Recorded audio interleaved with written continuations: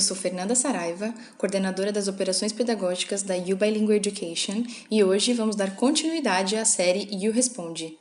Vem comigo. Ver uma pessoa desconfortável, não à vontade, causa um desconforto em nós também, né? E aí dispara assim dentro da gente uma grande vontade de ajudar, né? Ai, como que eu posso ajudar essa pessoa? Só que isso muitas vezes mais atrapalha do que ajuda. É preciso entender que a formação do vínculo, ela parte principalmente do respeito que nós temos pelo outro como ele é. E isso significa que eu sou respeitada, inclusive, quando eu estou desconfortável com uma situação. Quando eu... Porque é um direito legítimo, né? Em algumas situações eu não estar feliz com aquilo. E eu não ter a minha relação questionada em termos emocionais por causa desse meu comportamento. Então essa é uma situação.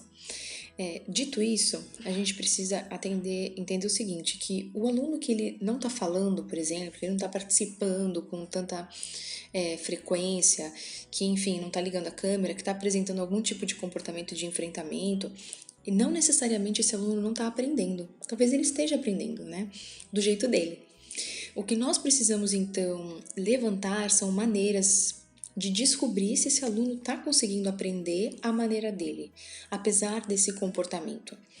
E aí é preciso ser criativo, né? Para que nós possamos achar maneiras de descobrir isso. Então, talvez esse aluno possa, ao invés de falar em sala de aula, ele possa fazer uma atividade com áudio.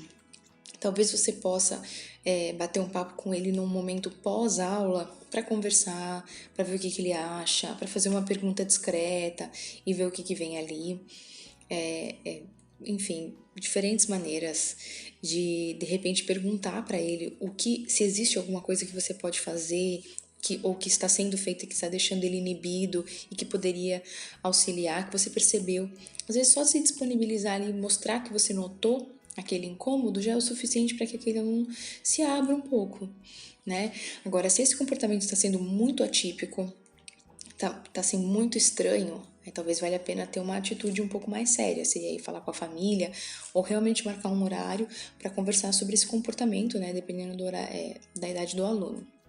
E aí, para finalizar, acho que vale a pena lembrar que esse tipo de situação também acontece em sala de aula presencial. Muitas vezes você está ali e você percebe quando está claramente deslocado, não à vontade, enfim, introspectivo. Então, nós lidamos como professores com isso várias vezes.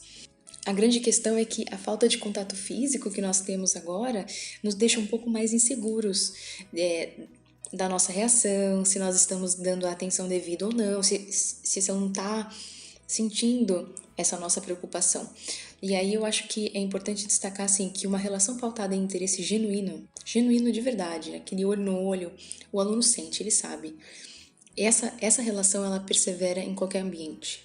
Então, se você tem isso com seus alunos, persevera, que com certeza essa relação vai arranjar um jeito de sobreviver e de se encaminhar, navegar por por esses mares aí que nós estamos vivendo. Qualquer faixa etária vai apresentar uma dificuldade extra, né, um quê a mais aí, se o professor não estiver buscando utilizar estratégias e ferramentas de interação, de conexão que sejam efetivas e significativas. Então isso significa que nós temos que estar realmente at the top of our games. Temos que ter intenção, temos que saber por que estamos fazendo isso e as ferramentas e as práticas que nós estamos trazendo, elas têm que ser efetivas, elas têm que se converter em ação, em significado, em algo que acrescente e que faça sentido para aquele aluno querer participar. Acho que esse é um dos principais fatores para você ter aí uma sala de aula que interaja ou não, né? Muito mais do que controle tecnológico ou necessariamente a faixa etária. É lógico que cada faixa vai apresentar aí, com o próprio cenário, com que a idade traz, um perfil diferente, né? Que pode ser mais desafiador ou não, também depende do perfil do professor.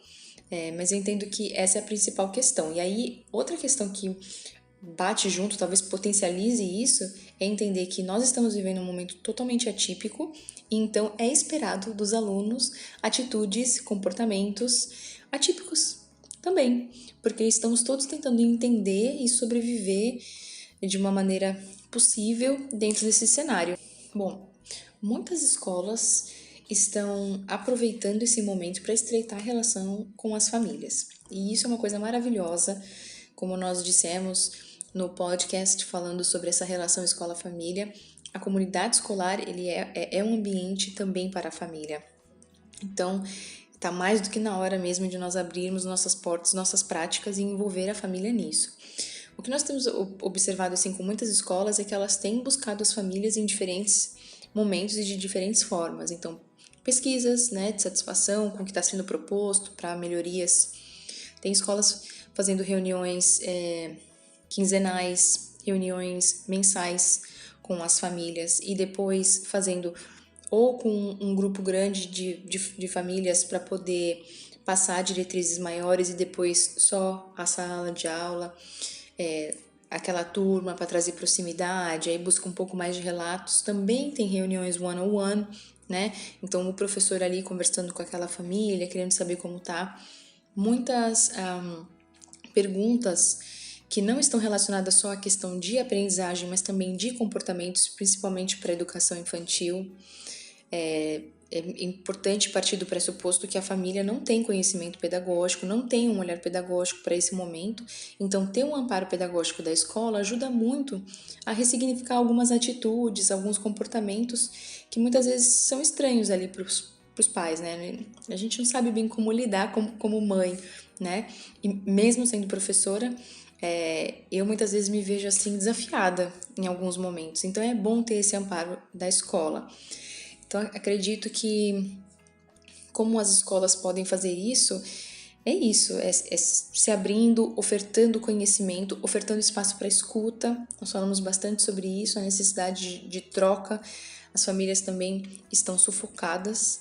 Então é importante que a escola abra espaço para que se fale das dificuldades, para que se fale do não saber, para que se fale do não controle que essa situação deflagrou para todos nós, né? E aí, novamente, se vínculo é uma relação de confiança, nós só conseguimos tecer essa relação de confiança, né, de fiar junto, se nós estamos escutando o outro, vendo o outro pelo que ele é, atento às suas necessidades e, diante disso, ofertando o que nós podemos ofertar de melhor. E é isso. Eu espero que as respostas contribuam e que vocês acompanhem o nosso Insta para os temas das próximas semanas. Bye, bye!